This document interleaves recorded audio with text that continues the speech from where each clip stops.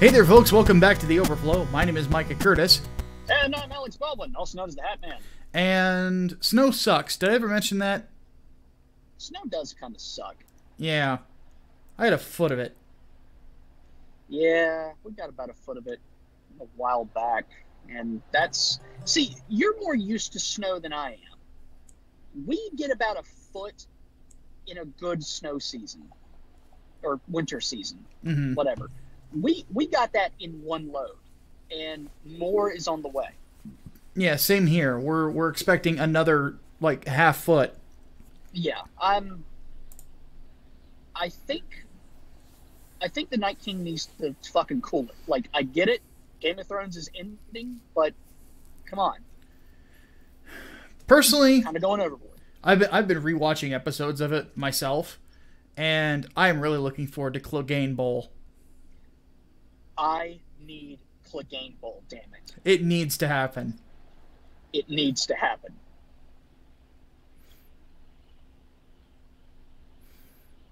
Did you know that he raped her, murdered her, and killed her children? And then he bashed her skull in like that. Have you ever seen the Excedrin meme from that? No, I can't say I have. Hatman. You have missed out on the best Game of Thrones memes ever. It's a picture of Oberyn Martell, and it has the Excedrin logo, and it says, "When it feels like your head is being crushed by a mountain." Oh my god, that is incredible. I love that one. That is incredible. No, shout out to the Free Folk subreddit, because it's fucking great, and the Bobby B memes are amazing, but also my favorite Game of Thrones meme of all time is the Hound as Colonel Sanders. Every fucking chicken. That still remains my favorite Hound moment ever. I think someone actually turned that into a KFC commercial too, if I'm not mistaken. I think I heard of something like that. Let's go ahead and get to the stuff itself. Yeah, let's get to the stuff. We're definitely titling this one "Winter is Coming," or yes. So winter is here. Eat every fucking chicken. Yes. But so let's go ahead and get started. Hatman, as always, you get to choose politics or entertainment. Let's go entertainment. I hear there's a mountain there. Yes. Let's start Clegane Bowl already. Yes, let's begin. All right. To start us off, Autist Whisperer wants to know thoughts on the Games Done Quick player being permabanned for alleged sexual harassment. Okay. Do you know this story? Clock. Anyway, no, I don't. All right. So, story goes, there was a speedrunner who was going to AGDQ, Awesome Games Done Quick. There was a girl that he was chatting up at the time. Very flirtatious. She agrees to sleep in the same bed as him in a hotel room that he will provide to her, and he will pay for her airfare to get there. Turns out she messed up and couldn't get into the event itself because of, I don't remember what the reason was. Like, her badge was out of date or something. So she got basically banned from that event. She could not go in. Okay. They presumably slept in the same bed together the first night, but the second night she refused to and opted to sleep on the floor. He claims that this violated their agreement and that he had the right to kick her out of the hotel room that he was providing for her. She claimed that this was sexual harassment because he was pressuring her into doing things that she didn't want to do. There is no word on whether or not they had sex at all. There's also, I don't know for sure if this is the case. Someone in the comments will probably correct me on it, but there's also the idea that the guy had a girlfriend that he was keeping on the down low also. So basically, everything is just retarded in this. Everybody is retarded, and nobody is really in the right here. Except AGDQ should not have fucking banned this dude for life. Lifetime ban based on her word and him. No, it was based on her word. He leaked their flirty chats after he got banned to try and appeal it, but they weren't having it. What business is it of AGDQ that what he does in the bedroom? It's because AGDQ is run by people who are very, very invested in social justice. This isn't soy. The first time. Yeah, this is not the first time that they've banned somebody for dubious reasons. There was that dude a year ago or 2 years ago who got perma-banned for wearing a Make America Great Again hat while on stream at the event. Turns out he was not the one that actually wore the hat, and there was video evidence because it was on a stream. There was video evidence proving that he didn't do it. So they instead banned him for like fucking around with the cables or whatnot. But they didn't want to admit that they fucked up, so they just let it fucking go anyway. Games Done Quick is shit. So Hatman and I are now announcing that we're going to create above average games done quicker than you thought.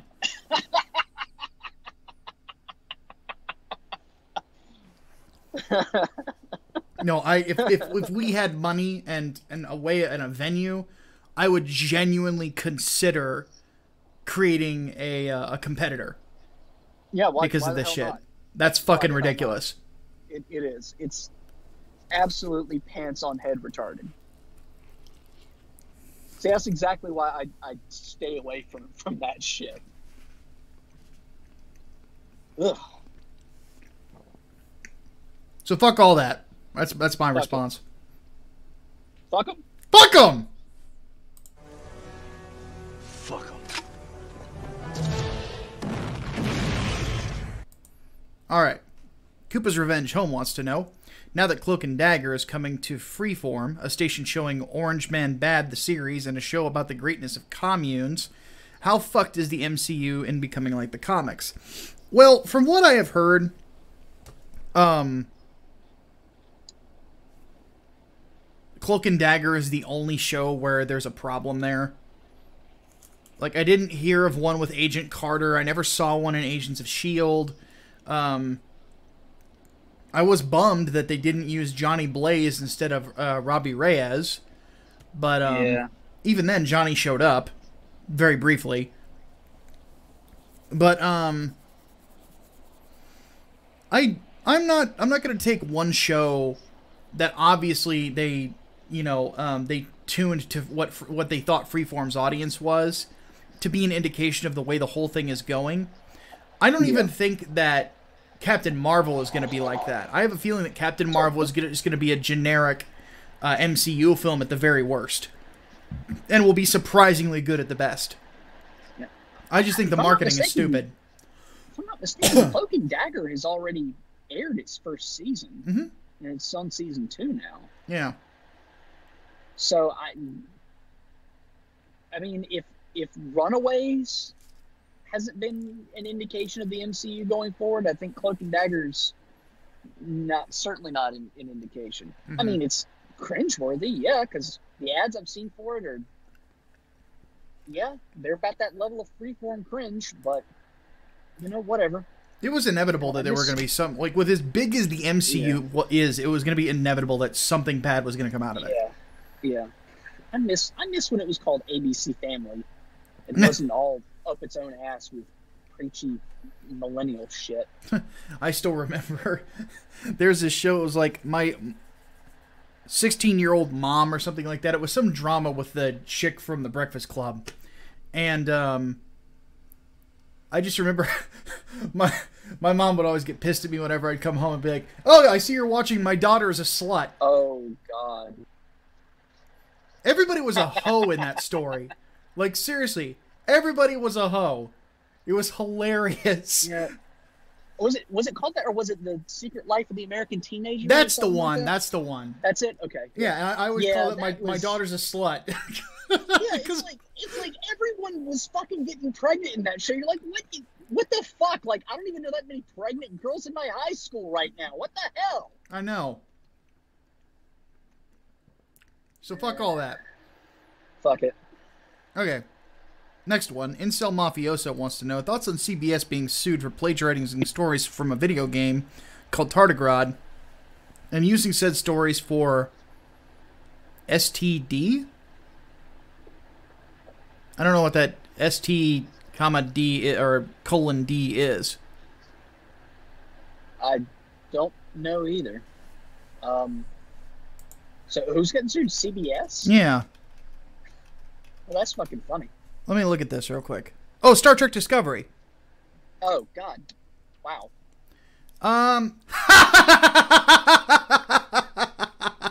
Yeah. That's my general thoughts. Yeah. God, Star Trek Discovery was such a damn garbage fire. Nobody liked it. And they thought that they were going to be able to sell CBS All Access with it. Like, it's so fucking bad. Now they're legit. Now they're trying to sell All Access with a Twilight Zone reboot. That's how fucking bad it is.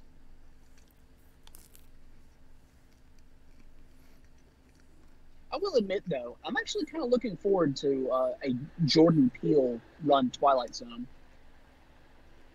I kind of like Get Out, so it'll be interesting, at the very least. But apparently they're also remaking Nightmare at 30,000 Feet for like the third or fourth time. Really? I don't fucking understand why.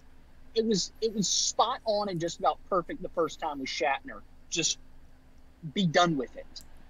Well, that's the thing. The Twilight Zone in and of itself was near perfect.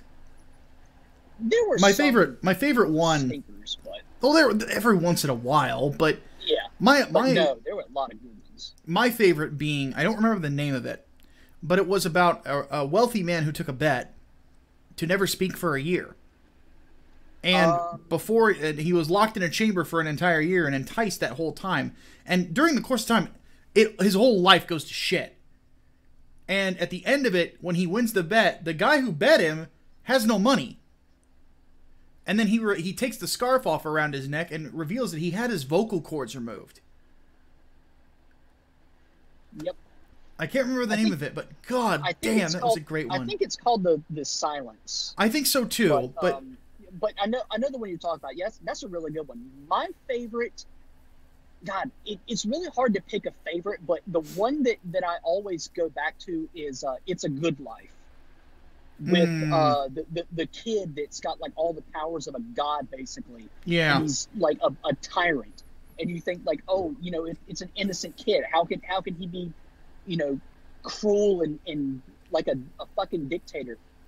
No, like anything that displeases him, he fucking destroys it or wishes it into the cornfield, quote unquote. Yeah. And it's so fucking good. And the fact that like the end of it, you know how Rod Serling always gives like the little moral of the story at the end of it? Yeah. That one, he was just like, there's no moral at all.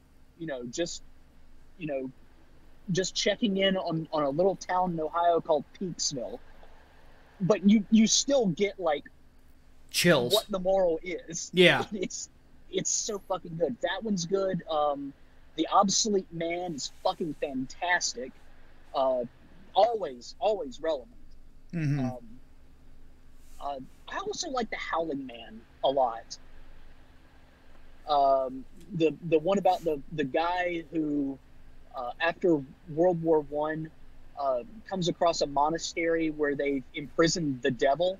Yeah. And he doesn't believe that it's the devil, and he lets the devil out, you know, he's convinced to, and then World War II starts afterwards. Mm-hmm.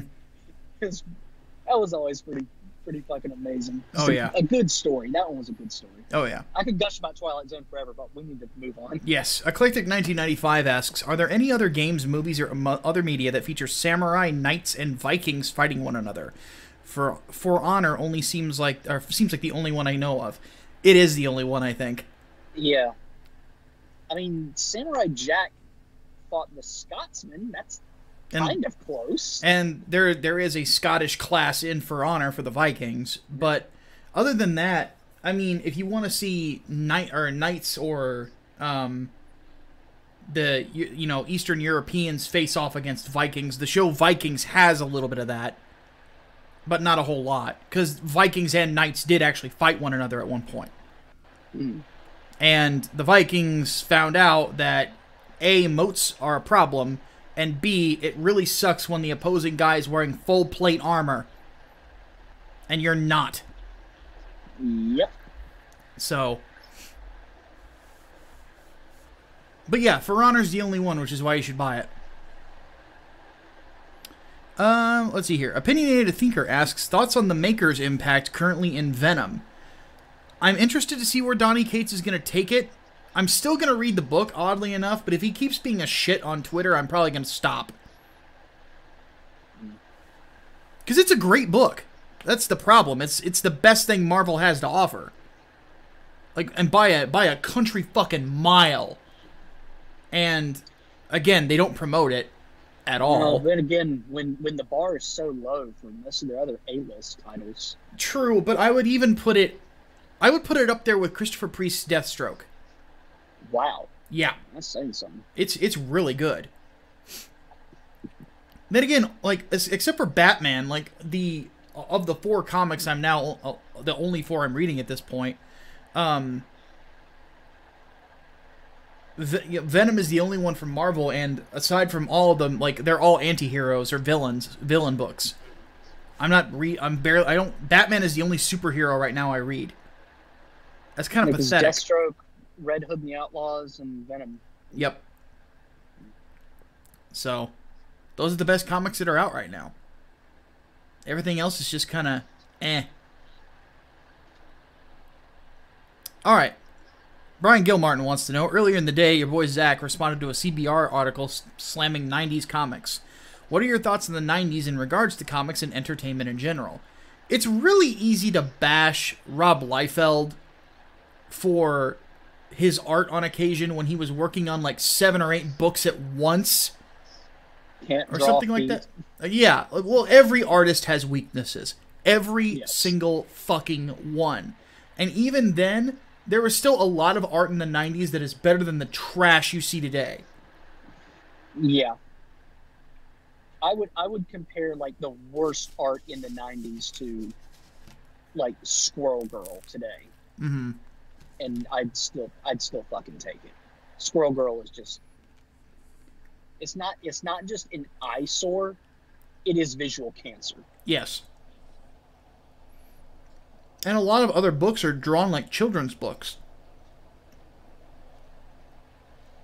Yeah, it's just and even beyond that, like the 90s had issues with, and really the 80s did too, with trying to hit the number ones all over again. Yeah. Trying to do that for the collector's market after Death of Superman did so fucking well, and hey, we can make number ones and they'll all be collector's items. Yep. What was the fucking line that actually said first issue collector's item? Was that a DC line that did that? I think so, yeah. Yeah, fucking. But you still had good fucking comics. Yeah. Good fucking shit from the 90s. So I don't want to hear it. Yeah, like they're just I'd say they're hipsters, but they're not even that. They don't even read comic books. If they're reading the modern stuff, they're reading it from a pirate site. Well, the reason why is a lot of the people that are like active in Comicscape now have said, 90s were like the last really, really good decade of comics. And yeah. Some will say that the early 2000s should be counted in there, and honestly, yeah. Which I would say. I preferred the early 2000s to the 90s, except for all the events. Dear God. But Fuck anyway, you, Bendis. that was the last, really good, consistently good decade of comics. And, it's basically just a swipe at that ideology more than anything else. It's not even a hipster thing. It's more of a holier than thou thing. Like, well, what you like wasn't even good, so which why is don't bullshit. you like the shit that's coming out now? You go back and you look through the 90s, you'll find, you know, run after run after run after run after run that was really good. Same thing with the 80s. Yeah. You know, because like John Ostrander, a lot of his best work was in the 80s and 90s. David Michelini, 80s and 90s. You know, Dan Jurgens, 80s and 90s. Mm-hmm. You know, who's another really good one? Jim Starlin. You know, and you can name Peter David. You know, and you can name these. There's like, if you go looking at both big brands, you will find iconic runs on comic books, on the big story, like on the big characters. Superman, Batman, the whole, like, Batman was Chuck Dixon. You know, it's like, so don't give me that bullshit. We do not have a lot of those runs right now. We don't. You know, I don't think we're going to be talking about the Unstoppable Wasp in 10 years, except for how bad it was. No. We're not going to be talking about Nick Spencer's Spider-Man, because it's not that great. We're definitely, you know, and his Captain America, we're going to be talking about how bad it was. Yeah, it's going to be, like, the worst of, like, the only things that I can think of that would be, like, really talked about positively or remotely positively are Batman's wedding to Catwoman. Mm-hmm. And Mr. Miracle, I think. But even so Tom King will get a lot of attention. Yeah, basically Tom King. Because those are, like, the only ones that I can remember of, like, the last few years that have been universally fucking loved by, well, yeah, universally. So everyone loves those. Yeah, there's not a lot of them these days. You know, oftentimes you hear more about what people hate than what they like. And it's because there's a lot of really bad stuff out there. I mean, yeah. You look at Brian Michael Bendis. Like, everybody hates his Superman. Everybody. Mm-hmm.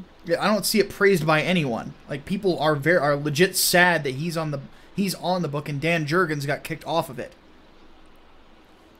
And I think it was Peter Tomasi was working on Action, or was it flip-flopped? I don't remember.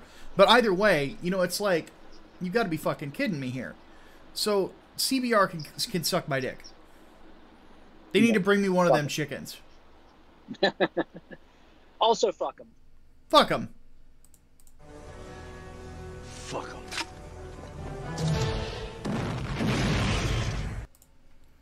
Okay.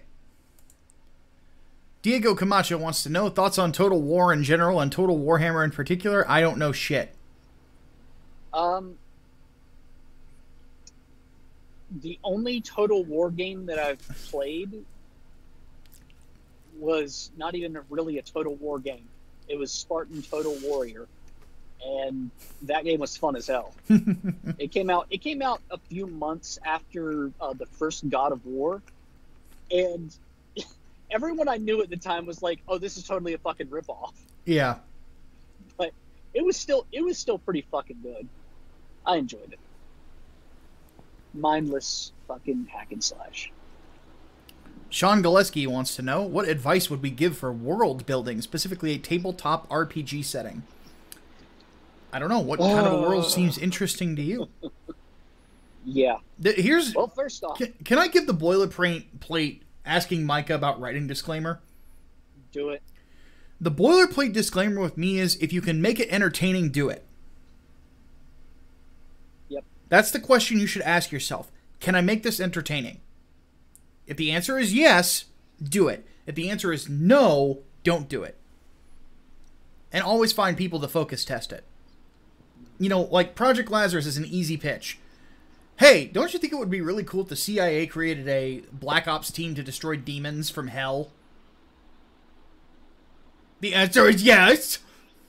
The answer is very yes. Yeah, it's like, what would happen if there was a if there was a masked vigilante on modern day Chicago that took on gangs? It's an easy pitch, you know. What's another good one? The other graphic novel I want to work on in the future, 3 Nights 4 Days. Imagine if 3 Crusaders came home and had to fight a cult. You know, it's very simple, pulpy sort of story. So, but you need to get your setting down first if you're talking about tabletop. Yeah, that's the important because thing.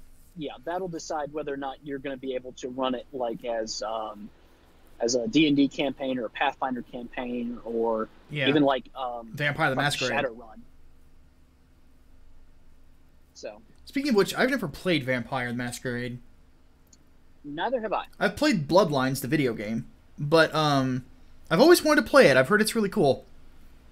I'm not huge on vampires, so Hatman!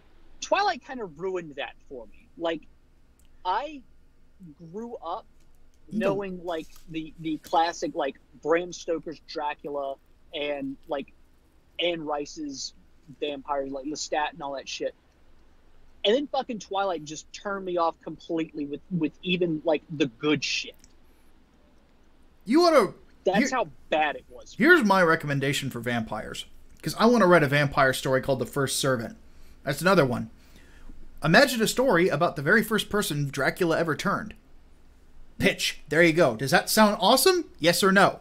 So, and I thought it sounded awesome. I ran it by other people, Hatman, and and others too. And the general consensus was awesome. So, but anyway, like the only engagement I have with vampires now is like Castlevania. That's about it. Well, I would suggest Castlevania is a really good palate cleanser for vampires, but I would also say rewatch Bram Stoker's Dracula sometime, because that movie is weird because it has really good acting from Gary Oldman and from Anthony Hopkins, but they're chewing the scenery. But that somehow makes it even better. It's just a really fun movie. I even thought Keanu Reeves is pretty good.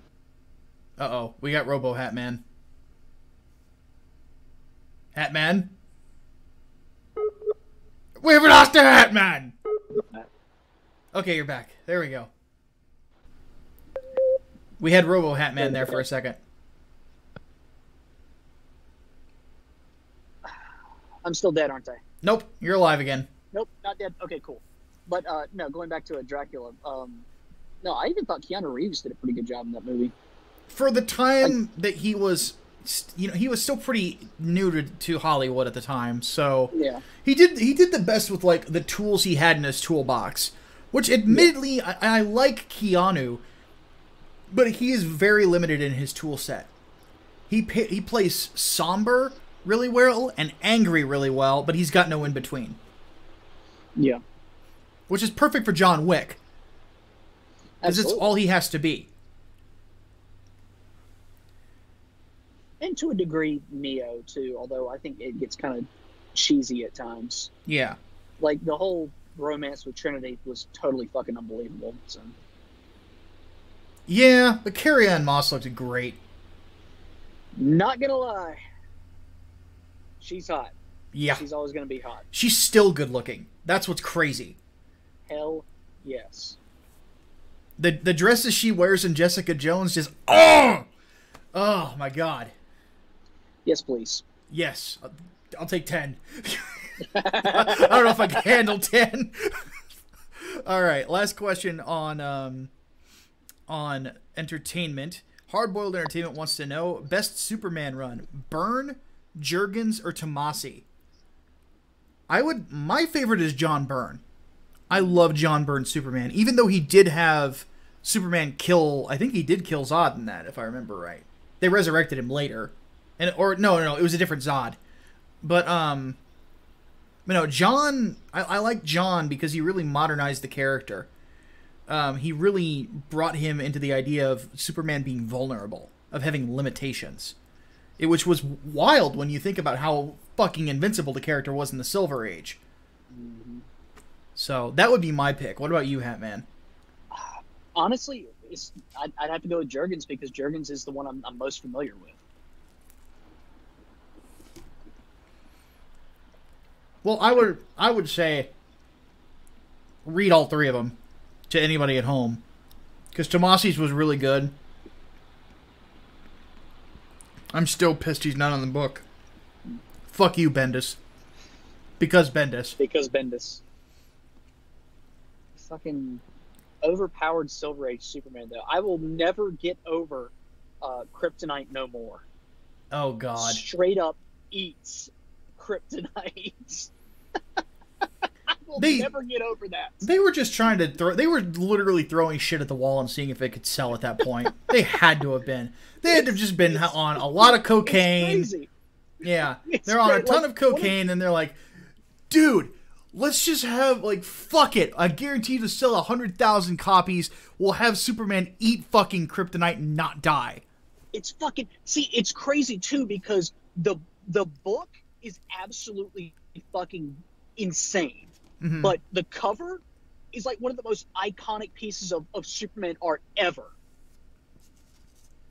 No fucking wonder they sold a fuck ton of that. Oh, yeah. The cover alone did it. But it's like, what the fuck is he doing? Did he just ask for salt on that thing?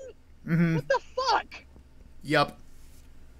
Though, to be fair to the Silver Age, in my opinion, the very best single or annual of Superman was written during the Silver Age, and that was by Alan Moore for The Man Who Has Everything. Mm. And that's a good one. If you can't find a copy of the book, I would just watch Justice League Unlimited, because they actually brought it almost perfectly to the screen. The only difference is, instead of Robin trying to fight off Mongol, it was Wonder Woman instead. So Alan Moore did some surprisingly good Superman stories. Well, he took the character seriously. Yeah.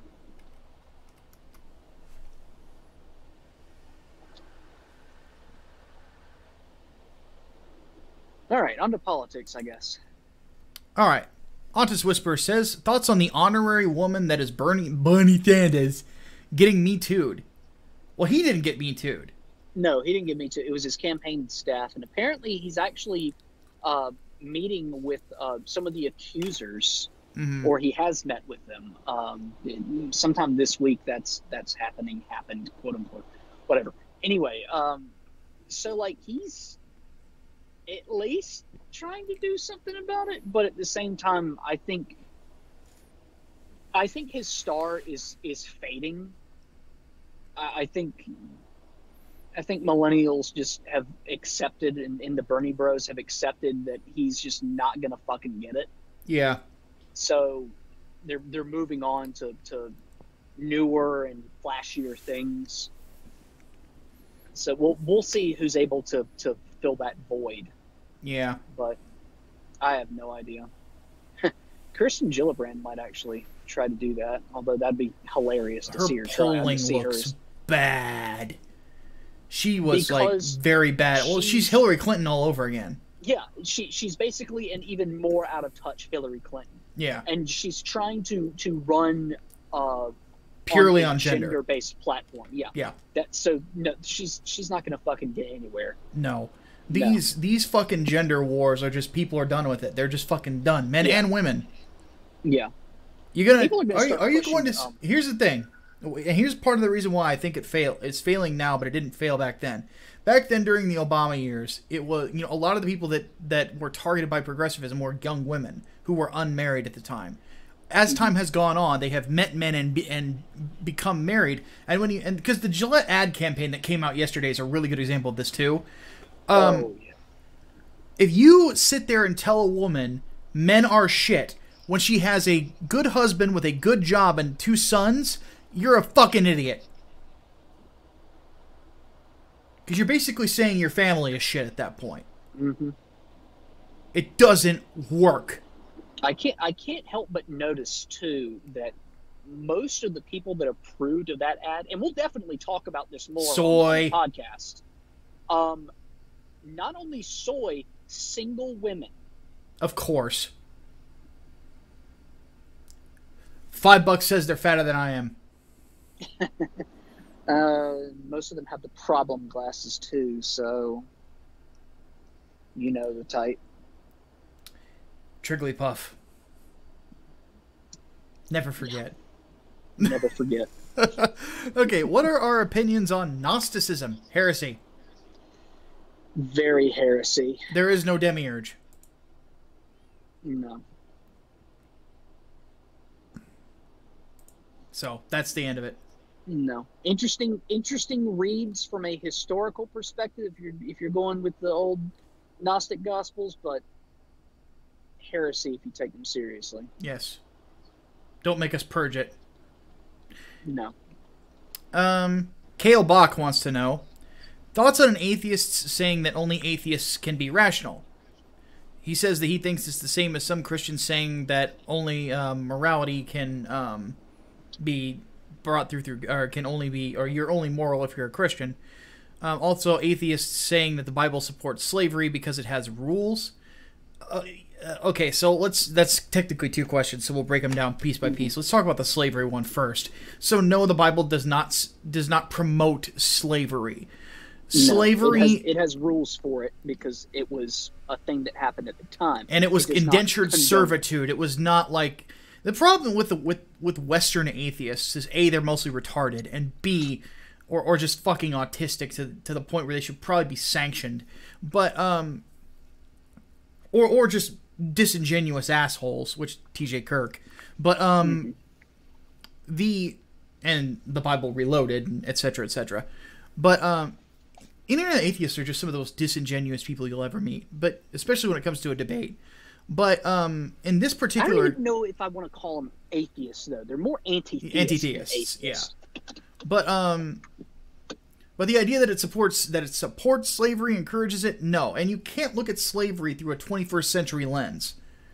You have to look at it through the context of the time, and it was not the same as it was in the South during the Civil War, nor is it the same as now.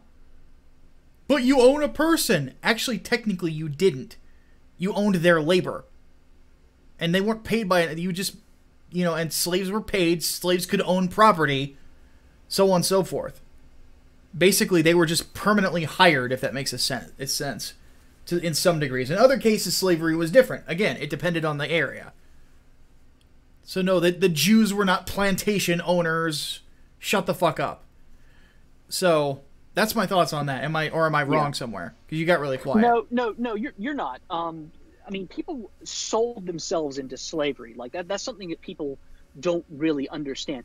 You don't sell yourself into slavery unless you're making something out of it. Exactly. So, yeah, it's very, very different from what we as not just Westerners but Americans think of slavery. Yeah, because here's one thing. Here's a reference for you guys.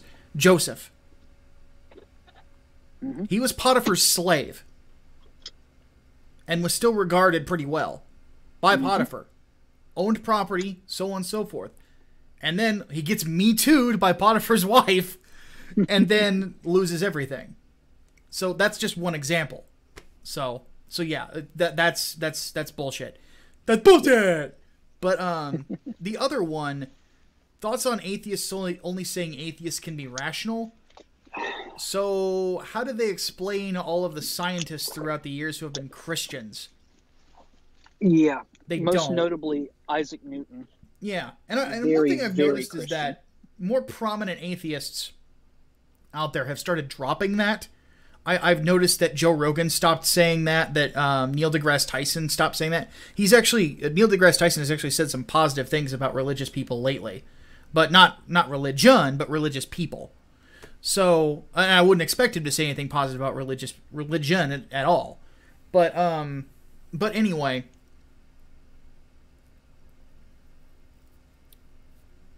Yeah, I understand the consistency, at least of only atheists can be moral if you say, or not atheists can be, only atheists can be logical or rational if you say that only Christians can be moral. Like, I understand that, but that doesn't make it any less bullshit. Yeah. Like I think it's bullshit that you can only be a moral human being if you're a Christian. Like, yeah, that's just not true. It's just the one thing you have to ask yourself at some point is, what are your morals based on? Yeah, exactly. And this is the issue, or this is the question that Sam Harris has a lot of problems answering in his debates with Jordan Peterson and his discussions with Ben Shapiro. Is he has a very hard time really answering, and he kind of dances around, answering just basic morality and how he's come to it. Because he just does not want to admit that he lives in a culture that is based on Judeo-Christian morals. Mm-hmm. And so at that point, you have to admit one of two things. Either the culture has created these rules, but if it's just the culture that's created them, then they're not infallible, or there is an infallible deity that created these rules that, bind us all together because they are law. And, when you start to abandon those things, everything falls apart. So, but regardless, that's a whole philosophical thing that some people will never even touch. But the whole logic thing is there's nothing in logic or reason that has anything to do with your religious beliefs. Just because you find deity unbelievable does not mean that you're a logical individual. Human beings by their nature are illogical. We're emotional wrecks. Mm-hmm. Work in a call center for a day, you'll see it observed. And it doesn't matter what your background is. I mean, you can still be a logical person like most of the time and still be considered a logical person. I mean, you don't have to have like a higher, logic rating than the next guy. It doesn't fucking work like that. Like, okay, well, I'm dedicating myself to logic, so therefore I have to be that's not even Spock would go that fucking far. That's not a thing. No. I think that it's more atheists filleting themselves at that point. Yeah, pretty much. Yeah, that's when it becomes a fucking religion. They're giving each other handies like they're warming up for Smash or something. So, circle jerk it around. Yep. All right, Brian Gilmartin wants to know, we mentioned David Horowitz in the podcast. He's read some of his books, including Radical Sun. I'm curious to hear our thoughts on him as a writer and a pundit. Well, I've never read any of his books. I haven't either. I've read his articles though. I like him as a writer, as a pundit. He's sort of hit or miss for me. And some of his lectures too have been a little iffy. I think the thing about him is he tends to wear his heart on his sleeve. Oh yeah, absolutely. Although I will never forget the Muslim student that was asking him. I don't remember. Of course, never forget. I don't remember what the question was, but he straight up said, like, as a Muslim, can I demand that you condemn the actions of like ISIS and the Taliban and Hamas and other terrorist organizations? And she refused to do it. Mm-hmm. And that was fucking like, holy shit. Yeah, because she had asked him to condemn something about Israel. If I remember right. There we go. That's what it was. I think it was Israel's treatment of the Palestinians, and then he fired back with Hamas. Yeah. Yep. That's right. It was Hamas that she was asked to condemn. Yeah. I say I never will forget it, but I don't remember the fucking details. Of course. Wow, Hatman, way to fuck yourself on that. That's what I'm here for. I remember the things. Yeah. See, not a logical person 100% of the time. Exactly. All right, Jonathan Stein wants to know, who folds on the wall, the left or the right? The right. You think so? I think the Senate Republicans are going to crumple on Trump. I think the pressure is going to get to them so much that they're like, we can't keep this going because this is going to hurt us in 2020 and it makes the Democrats look good. So we need to cave on it. See, that's the thing. The polls don't seem to show that though. I think that's what's going to happen. And they'll just override Trump's veto. If you don't mind me asking, what's kind of your basis for that? Literally just they'll see it as this is the longest shutdown. Really, I think it's going to go on for a couple more weeks. Mm-hmm. I don't think we'll see a solution until then. And really, it won't be a solution. It'll just be, once I fucking caves. There's not going to be a deal or anything. It's literally just one caves. And I think it will be the Republicans. I mean, they're going to start getting selfish. They're going to start looking for their own defense because Losing the House, not good. They're already on thin ice. Even though, yeah, they gained a seat in the Senate, still does not look good for them. I mean, and it's basically just optics at this point. They know people are fired up. They know that the millennials are going to come out in 2020 in force, and they don't want to be eaten by that. I disagree. From what I have seen of right-wing senators and congressmen, I see that there's actually a pretty united front. I think that it will probably be the Democrats that do cave on this one.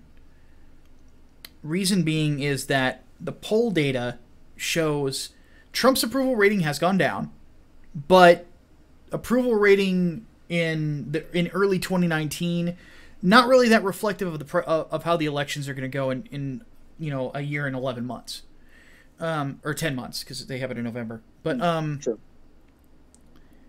But the wall is gaining popularity. Mm-hmm. That to me is the indicator. I think Trump is going to see that, and I think that the Republicans will see that, and they will notice that this is sort of the way forward. The only person that I would worry about in the Senate is Romney. Mm. Romney is the X factor because of that article he put in the New York Times. But he got a lot of people in Congress are very pissed off at him for that. Oh, yeah. Because Absolutely. a lot of the others seem to be pretty united. Trump has won a lot of people over in the Senate, and I didn't think it was possible. He has seemed to unite a Senate that, 3 years ago we didn't think the Republicans could get united, and yet they have. True. And I think it's the Democrats who have caused that. People have realized, and I think Kavanaugh was the catalyst, that absolutely, liberty's in danger. Absolutely. We need to, and we have promises to fulfill. And I think Trump has been very good on fulfilling the promises he can fulfill in the executive branch. He continues to reduce the size of it. And we've got tax reform. We've got most of Obamacare is gutted, and then there was that federal court decision. We're getting judges out the wazoo. We're basically packing the courts with constitutionalists at this point, the federal courts. And it's having an effect. It's having a very good effect. I don't think that the right is going to cave on this one, or at least I don't think Trump will. Trump definitely will not. Yeah, it's I would say there is a chance that maybe the Republicans in the Senate might, but I don't know on that one. I have to see some more evidence. The biggest kicker here is that we're in a shutdown, and we're officially in the longest shutdown in history. Yeah. And 55% of people are putting blame on Trump and the Republicans for it, whereas 35% of them are blaming the Democrats. Yeah. 2% of people changed their mind on the whole wall issue after Trump's speech. That's tiny.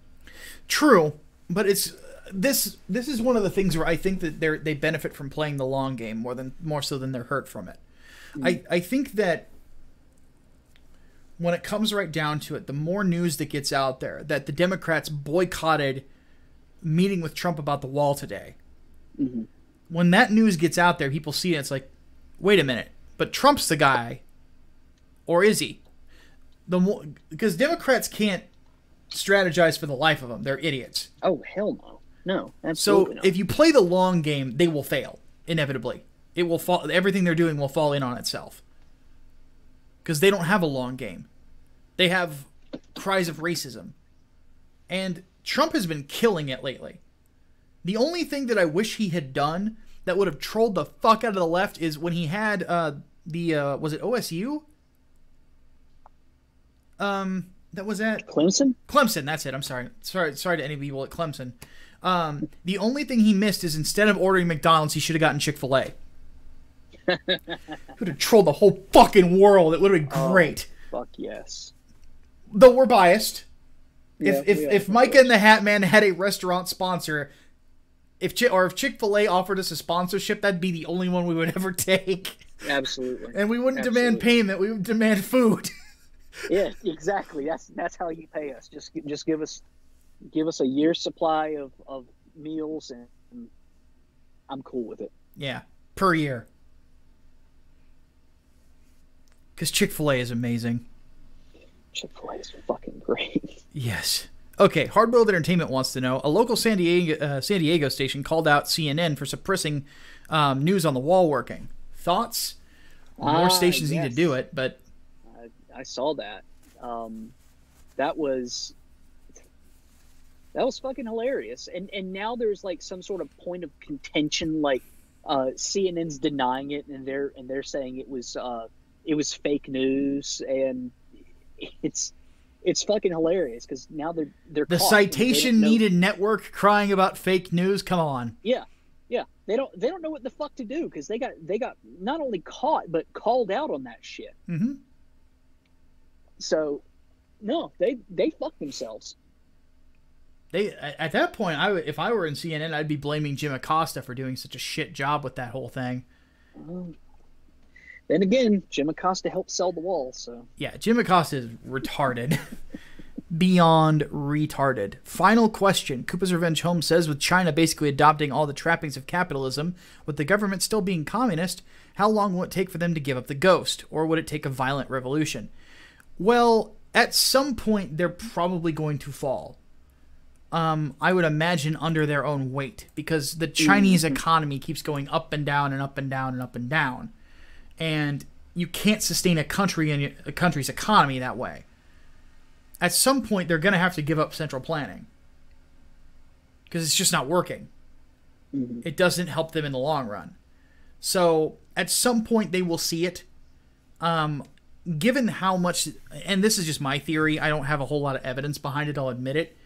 I think that with the rising Christian population in China... inevitably there's going to be some people who get into government who are Christians and loosen things up considerably. Yeah, but I don't see another revolution happening there. Yeah, it's going to take a long time, but I personally think that the China we see now and the China we will see when we're in, well, I'll be in my 50s, you'll be in your late 40s, will be completely different. In the same way that when I was 13, China was different than it is now. It was much worse. Yeah, I don't think there will be a revolution, though. I think that would be the quickest way to change things. But China has got such a stranglehold on individual liberties, and I think if there was a revolution in China, that's what it would be about. It wouldn't be about like economics or anything. It'd be like communism's perpetual hold on what you are and are not permitted to do. Yes. And that's the kicker for me. But I think China's got such a iron grip on its populace. I mean, like even Google, like, or whatever the fuck that they're doing with trying to censor everything. Yeah. People can't organize. There's no way that they could do a revolution like say like the Arab Spring. There's no way that they would be able to get organized except for the old-fashioned way, and that's basically impossible now. I think that if it falls, it would probably be closer to the way that the Soviet Union fell. Yeah, just...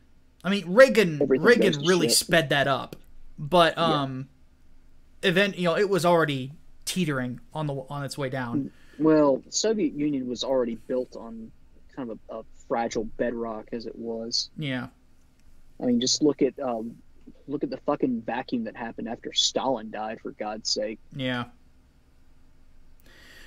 But anyway, it's either that or all the Christians in China band together and they have another crusade. How do you say Deus Volt in Mandarin? I don't know.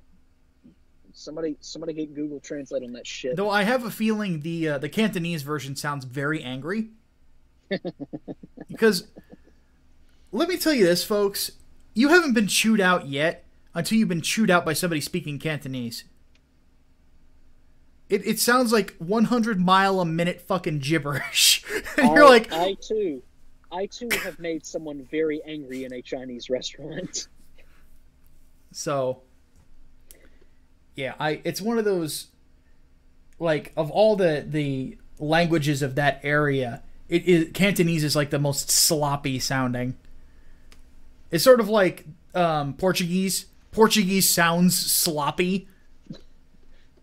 Portuguese sounds like Spanish with a bunch of marbles in your mouth. Yeah, pretty much. You know, it's not a clean sounding language like Latin is, you know? No. Or, what's another really good one? Really good example? Italian and really just the Romance languages. Latin, Italian is very... Italian, French, and Spanish. Although I think Spanish sounds a little bit rough. Depends on the dialect. Yeah, Spain... French can sound rough, too. Yeah, if you're a Quebecer, your French is going to sound like trash. Yeah. But if you're from Paris, it's different. French. It's sort of like in like with Spanish-speaking languages. When I learned Spanish when I was younger, my teacher was from Colombia, so I learned with a Colombian dialect. So you try to speak like that to a Mexican, they're going to look at you weird. Yeah. So Nice speaks the best French as far as I'm concerned. And then what's another good like clean sounding language? I think German sounds very clean. Polish does not. You know, Swedish does not. Swedish sounds really weird. I don't know. German sounds really, really weird. German's precise sounding. Yeah. Whereas, if you're speaking like Swedish or Norwegian, you sound like you're drunk. Well, Russian is a lot more precise. Yeah, Russian's very precise too. You know, but then again, a lot of those more precise languages either sound really flowery or really angry. Russian, German sound very angry. Yeah, Russian is very, very angry. Well, somebody had once said it's like if French is the language of love, then German is the language of hate. You listen to Rammstein, it's hard to argue. The irony of German being in the hateful language. It almost thinks there's something like there's something to that. But yeah, like a really good example musically in the heavy metal genre is the song Mein Herz brennt by Rammstein. It sounds angry as fuck, and it's a love song. Like, what the hell? What the fuck, Germany? All right. That was the last question. Well, good way to wrap it up, I think. I think so, too. Anytime we're talking about heavy metal and Clegane Bowl, it's a good day. Hell yeah. So... now I'm going to go eat every fucking chicken in my house. Yes, same here. And then, don't forget, next week is going to be amazing. This is the point where you ask me what happens next week. What happens next week? Resident Evil 2 Remake! Oh. I thought you were going to say something about my birthday. Oh, I completely forgot your birthday was next week. Yeah, it's MLK Day, so it gets overshadowed by a federal holiday. But at least I get the day off work. There you go. Everybody give a happy birthday to the Hatman. All right, folks. We do appreciate you giving us all the questions and everything like that. We will be back for the podcasts this weekend, so stick around. But until that time, my name is Micah Curtis. And I'm Alex Baldwin, also known as the Hatman. We'll see you guys next time. Deus Volt. Deus Volt.